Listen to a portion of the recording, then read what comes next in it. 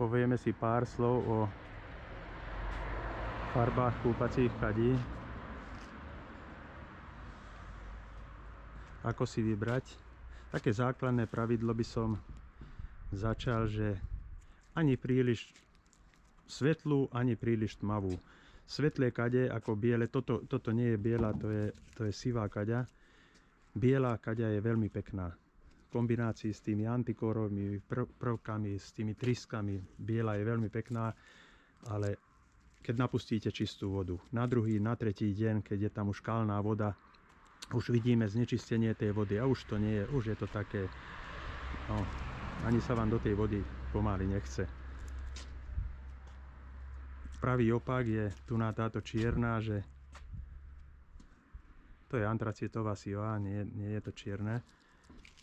Je to určite najkrajšia kaďa. Určite najkrajšia kaďa, čo sme urobili. Kebyže máme niečo mať vystavené v showroome, tak vystavíme takúto. No vidíte sami, že to je nádhera. To je nádhera, ale je strašne nevďačná. Na tej tmavej farbe vidieť každý škrabanček, každú kvapku vody, keď uschne, už tam máte také bodky, ktoré treba šúchať. Po roku tam, kde je hladina vody, tam sa samozrejme viacej umývame tú kadičku a také matné pásy tam vznikajú, jednoducho sa stratí ten lesk, ošúchate to s tým vodným kameňom, čo sa nachádza vo vode. A no, tá krása počiatočná sa rýchlo stratí.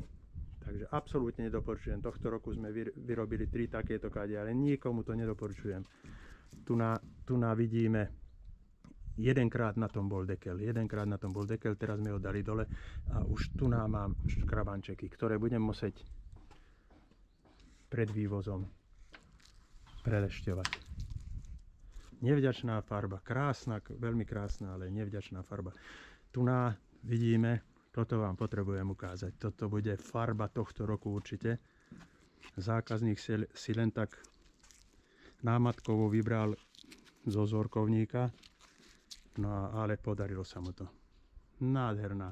Je to pastelovo modrá farba, je o mnoho krajšia, jak tá klasická bazénová modrá.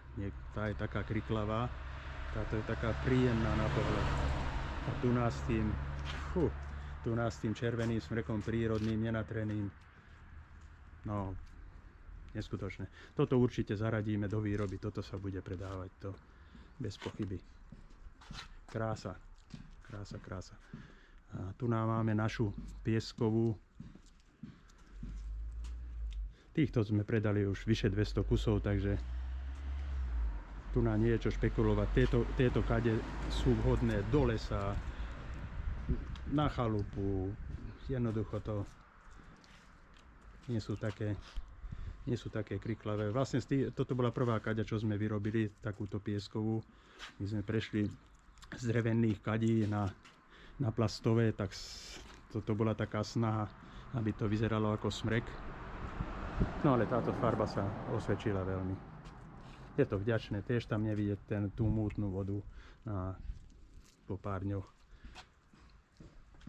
Ale toto je len pár farieb. Nechcem vás ovplyvňovať, každý si vybere akú chce, ale vyberajte si z takéhoto vzorkovníka. Tu vám môže hlava odísť z toho.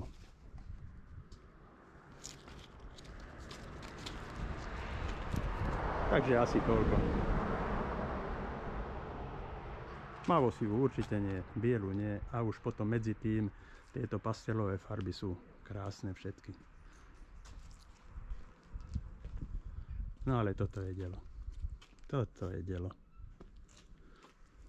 Punk Motorka, díky.